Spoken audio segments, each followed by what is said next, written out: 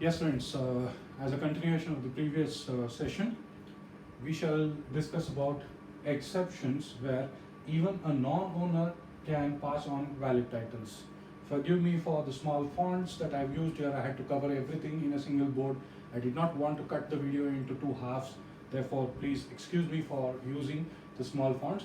However, I shall make it as legible as possible by explaining it to you orally. Let's see what and all are the exceptions. Recall the previous statement, only an absolute owner can sell the goods.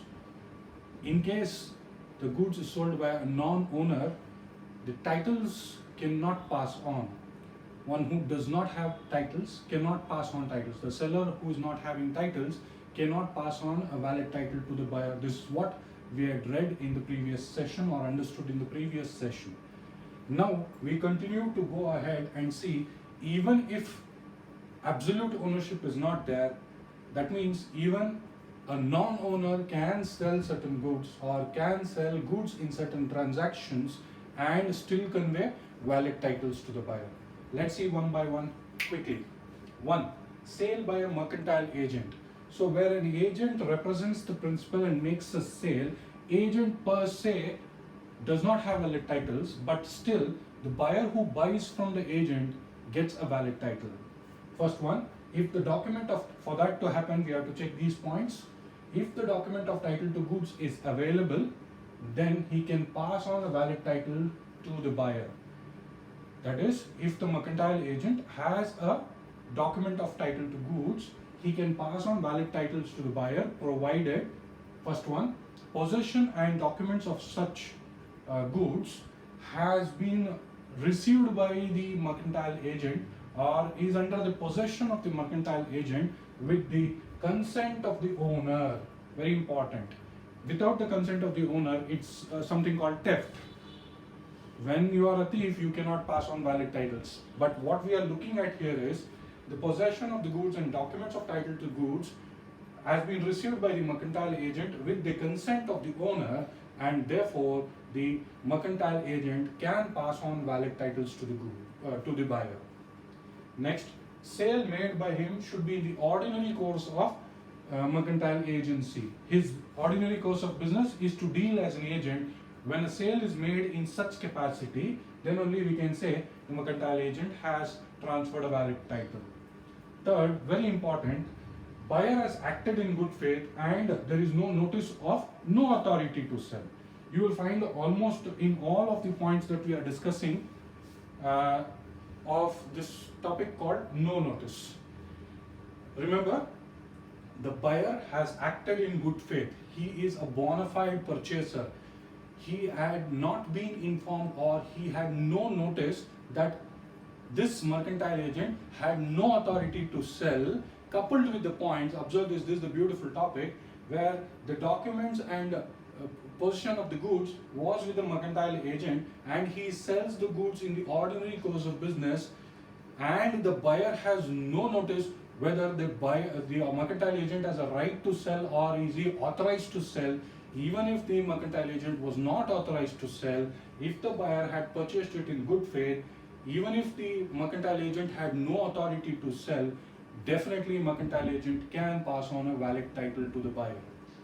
Is it confusing, my dear friends? No, not at all. It's simple. First, possession of the goods should be with the mercantile agent. Document of title should be with the mercantile agent, document of title to goods, and such things should have come into the possession of the mercantile agent with the consent of the principal, that is the seller. And the mercantile agent, he's doing this in his ordinary course of business as a mercantile agent. Now, having said this, let's assume that the seller has informed the mercantile agent not to sell, which means the mercantile agent had no authority to sell. Even if the mercantile agent had no authority to sell, by chance he sells it to the buyer who buys it in good faith. He buys it in a bona fide state of mind, and even if the buyer did not know that the mercantile agent had no authority to sell, still the mercantile agent transfers a valid title to the buyer. Thereby, innocent buyers can be protected, or the interest of innocent buyers can be safeguarded. I hope elaborately I've discussed about the first point. Moving on to the second point. Sale by one of the joint owners. A particular goods can be jointly owned by two or more people. In such scenario, generally the consent of all the joint owners should be obtained to sell the particular goods jointly owned by all the members. However, let's see what is the scenario here. If one of the several joint owners has possession of the goods and permission has been obtained from the co-owners. So let's say a particular product, let's say a TV, which is owned by, let's say, 3 members of the same family. One of the members says, I will keep this TV by obtaining the consent of the other 2 co-owners of the TV, where the other 2 co-owners had permitted this first co-owner to keep the possession of the TV. Later, the person who kept the possession of the TV, that is one of the co-owner, if assuming he sells that, check this, property gets transferred to the buyer who buys them in good faith. Remember, I told you everywhere this good faith will come into play, because bona fide transactions are transactions should be kept in mind always. You can't cheat the innocent buyers. Therefore, property gets transferred to the buyer who buys them in good faith and at the time of sale has no notice of no authority to sell. Again, it's a repeat case wherein if the possession of the goods has been obtained by one of the co-owners and permission was obtained from other co-owners to have the possession, having said that, one of the co-owner who possesses it sells it to the buyer who buys this particular product purchases it in good faith, and even if the co-owner who had no authority to sell, if he sells, since the buyer has purchased it in good faith, definitely the buyer gets valid title. Very interesting. Sir, what happens to the other co-owners who did not receive their share of money, or who had not consented, or who do not consent for such transaction? Then if these 2 points are satisfied, it is between the co-owners among them to fight it out for the price. The valid titles of the buyer cannot be questioned. Am I clear, friends? Next, sale by a person in possession under a voidable contract. Contract Act 1872 discusses about free consent. Consent is obtained free. That means the transaction, one of the valid conditions of a contract of sale, consent is obtained to be free if it is not because of coercion, undue influence, misrepresentation, fraud. If the consent was obtained because of all these things, that is because of a coercion force, because of an undue influence on a relationship issue, and fraud or misrepresentation, then the contract is voidable at the option of the aggrieved party. That is, the party who has suffered gets the right to treat the contract as cancelled, or he has the choice to continue the contract. This is what we had understood in voidable contract as far as, or rather free consent and voidable contract as far as Contract Act is concerned.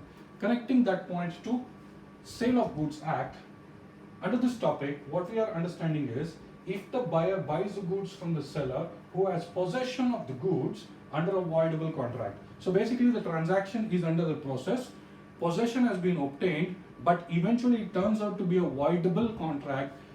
The aggrieved party, that is assuming if the party who is under the possession of the goods is, or who is having the possession of the goods is the aggrieved party, it is his choice to either cancel the contract, that's the earlier contract, or to continue the contract. Assuming now, in this case, if due to coercion, undue influence, misrepresentation or fraud, such voidable contract is not cancelled, that is the primary original contract was not cancelled, in this transaction, even though he transfers the goods without having the titles, the new buyer gets valid titles. To give an example, A sells goods by fraud to B. Yes, B is the aggrieved party here. B has a right to cancel the contract or continue the contract, assuming B has a possession of the goods and the original contract between A was not yet cancelled. If he passes on or if he sells the goods to C, C will get the valid title because the option to cancel the contract was not with A but with B. Are you understanding it? C will definitely get valid title. I hope the example which I gave was sufficient enough for you to understand it. Next, sale by one who has already sold but continues possession. This is pretty interesting, my dear friends. Sale has already happened, but the possession is still with the seller. This seller resells it to someone, and that someone gets valid title. How interesting is it? Let's see in what sort of a scenario it is. Let's say you have gone to a bakery and you purchased half a liter of milk. You paid the price, the bakery guy kept the milk on the table. For what God known reasons, you forgot to take the milk and you just walked out and reached your house. Meantime, another buyer comes to ask for half a liter of milk. The milk was kept on the table, which technically belongs to you because the sale was concluded already. What if the bakery guy takes that half liter milk and gives it to the new purchaser? Will the new purchaser get a valid title? Yes. Connect it with this point, what I've said.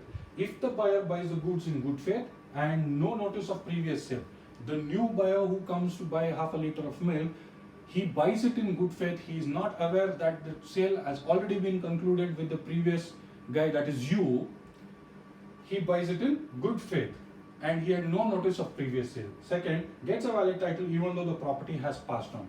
Even though the bakery guy, the seller, has transferred valid titles to you, in this case, the new buyer who has taken a half liter of milk, valid titles is still passed on.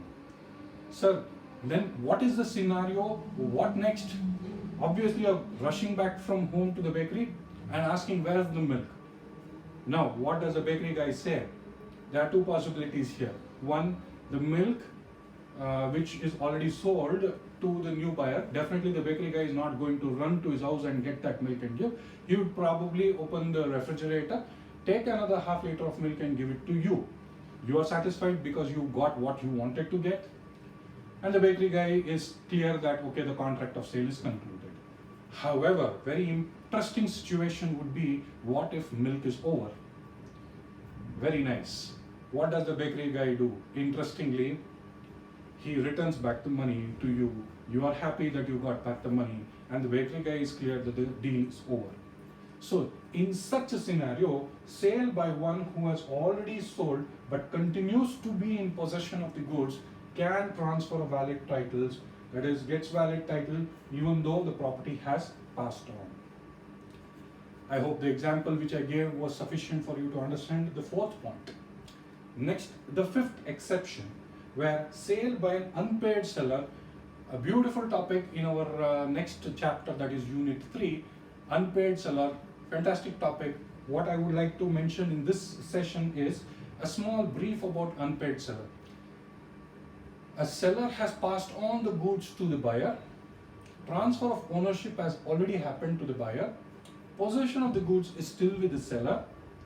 Seller is asking for the unpaid money from the buyer, and the buyer is not yet, or buyer has not yet paid that money to the seller. What does the seller do? Simple, human thought. Seller says, please give the money and then take your goods. Yes, you are the owner of the goods, I agree, but it is still in my possession. That is called right of lien, my dear friends. Right of lien. Coming to what is called right of stoppage in transit, where let's say the goods have been transported to the carrier, let's say a lorry guy.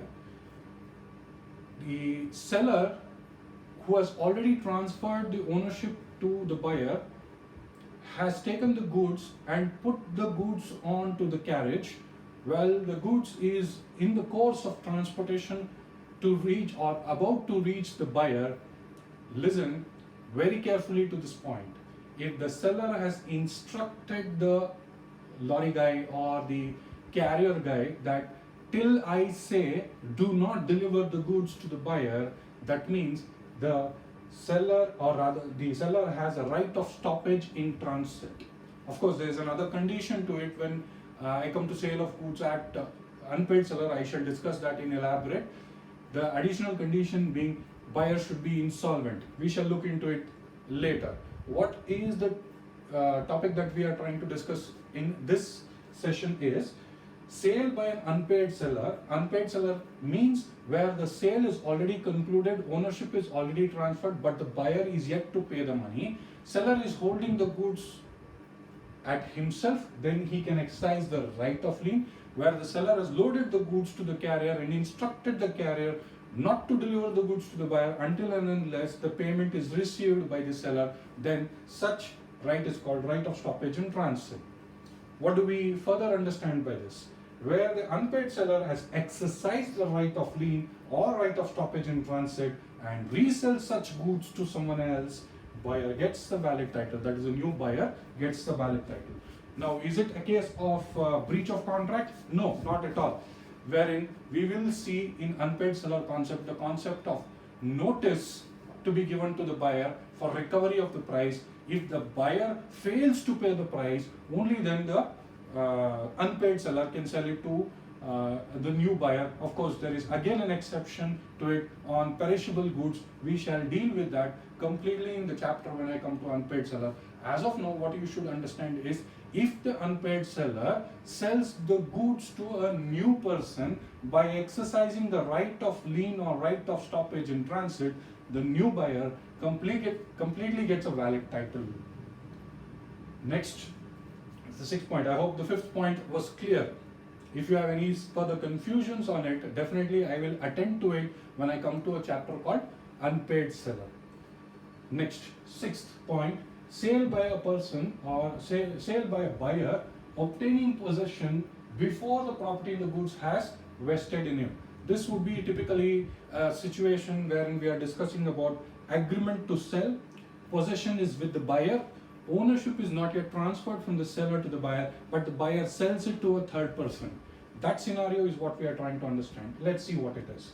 Possession obtained with the consent of the seller. That means this buyer has obtained the possession of the goods with the consent of the seller, but the property is yet to be transferred, which means we are talking technically of agreement to sell. Next, buyer may sell, pledge, or otherwise dispose of the goods to the third person. This buyer, who just has a possession but does not have valid titles, sells it to a third person or pledges it to the third person or transfers it to some other third person. Then the third person, mind it, this condition of no notice becomes very important. If the third person has no notice of the lien or other right of the original seller, then and takes the delivery in good faith, obviously the new third person who buys the goods gets a valid title. Now there could be a possible litigation that the seller may say to the buyer, how can you sell the goods when you are not the owner of it? Now that scenario could happen possibly, but there is another scenario also wherein the seller has given possession of the goods with his consent, buyer sells that to a third person, receives the money from the third person, sends that money to the seller to complete the contract. This is also quite possible. I repeat again, A sells or enters into an agreement to sell with B, sends 100 bags of a particular product to B under an agreement to sell. Eventually, B sells this 100 bags of the product to C, receives money from C, passes on the money to A, and A is happy that he's received his money because the contract ends there. B is happy that he sold a product to C, even though he is not the owner of it, but titles have been transferred. Eventually, everybody is a happy situation over there. Am I clear about the example? Further, effect of estoppel. What is estoppel? In Contract Act 1872, we have seen that estoppel means, or rather in Partnership Act, of course in Contract Act also we have seen what is meant by estoppel. In Partnership Act, partner by estoppel, recall that point. Here we continue with it. Effect of estoppel. What is estoppel? If the true owner should have held out the other person as a true owner or authorized person. let's say I am the true owner of a particular goods. Mr. A was besides me. I hold out to the world that he is the true owner, even though I was the true owner. I have held out to the world. I've told the world or people seeing me that he, Mr. A, is the true owner of the goods. Or I have held out to the world stating that he, Mr. A, is authorized to sell. Later, what if B comes and purchases the product from A?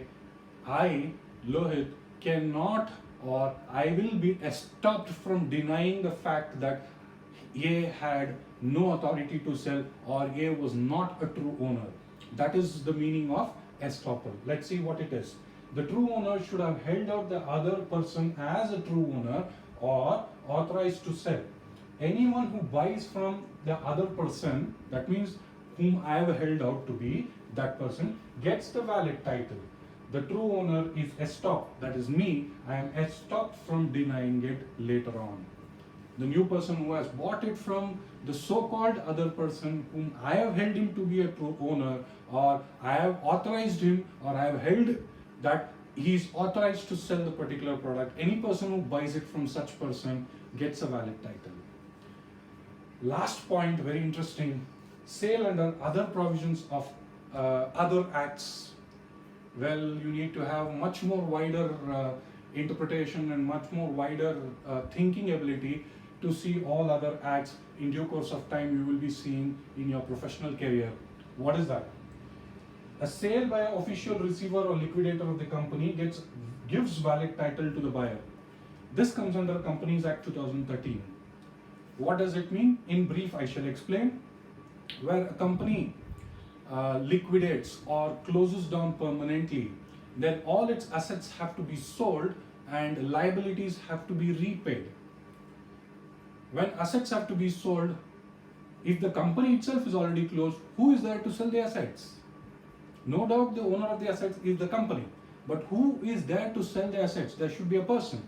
So the court appoints a person called official receiver or official liquidator. This official receiver, this official liquidator is not the owner of the assets of the company, but the company is the owner of the assets, no doubt about it. But in the matter of Companies Act 2013, where official receiver or official liquidator enters in, even though he was not the true owner, when he sells such assets to the new buyer will definitely get valid titles. Am I clear, my friends? Next, purchase of goods from finder of lost goods gives valid title. Under Indian Contract Act, we see a concept of quasi-contracts where I have found the goods, I am not the owner of it, correct? I have taken enough efforts and pain and I have spent enough money to try to find the original owner of the goods. Let's say the product worth was about 500 rupees, which belongs to the original owner, and I have spent almost 500 rupees, say 550 rupees, having failed to find the true owner of the goods. Now I have a right to sell these goods and recover back my money. Remember, I am not the true owner here. I am just a finder of the lost goods, but effectively what it means is, since I have spent enough money to try and reach these goods to the true owner, where the true owner was untraceable, in such scenario, even though I was just a finder of lost goods, even though I am not the owner of the goods, I will continue to get a right to sell the goods to a third person, and such third person gets valid titles. And lastly, sale by a pawnee conveys good title. Indian Contract Act 1872. I am sure you know this basic transaction, that where if we are in need of funds, where our financial position is little difficult, in such scenario we take the gold what we have at our house and pledge it with a pawnbroker. We receive funds and we have done or we have used that funds for the best of their abilities. In spite of that, if we could not repay that, then what happens? The pawnee under the Indian Contract Act gives the right to the pawnee to sell such goods and recover back his money which he had lent to us. Remember, the pawnee is not the owner of the goods, but he will still be able to pass on valid titles to the new buyer because I was not able to repay back his loan. I hope all the examples given here clearly specifies and mentions one common thing, that even a non-owner can pass on valid titles. If you have any doubts, please mail me to lohitsacademy@gmail.com. I will revert back to it. I hope these 8 points are very clear in your mind. It's a target question for exam. Please, please, please, please, I most humbly request you to read it again and again, or watch this video again and again to get the grip of this concept. Thank you very much. The next session we will discuss delivery. Thank you.